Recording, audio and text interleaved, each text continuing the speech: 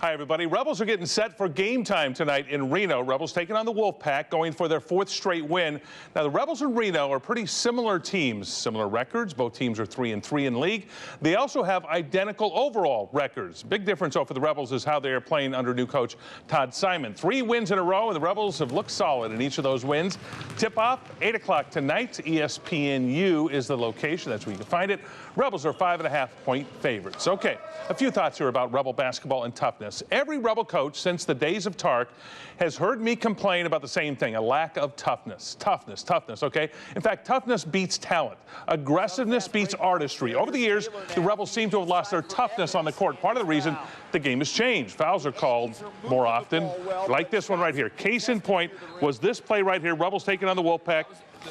I'll be taking on Utah State recently. Lou Evans goes in and gets fouled hard here by a couple of players. Jerome Seegers and Patrick McCaw went at it here. Technical foul was called on Seegers. Should have just been a regular foul, not a technical foul, but that's not my point here. My point here is that what David Butler and Moses Scurry used to do to guys who drove the lane was pound them back in the day. Actually, they were even more brutal than this here.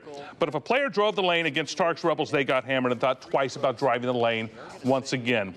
And in this case, Lou Evans did not drive the lane again for the rest of the game because he didn't want to get hammered. In fact, he probably won't drive the lane next time they play.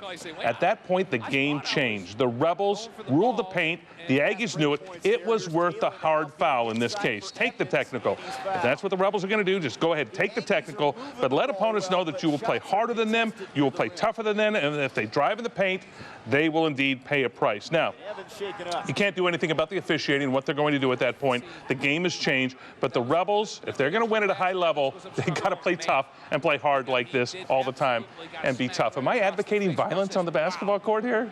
Sort of, I guess I am, but it's just toughness, okay? That's what they need. Okay, football tonight. We got some big games coming up here. Of course, tomorrow we've got the games. The early game is on 8 News Now. New England at Denver. Patriots are 3-point favorites, rather, in that game. Kickoff right about 12 noon is when it's going to be here on 8 News Now. The pregame starts at 11 o'clock.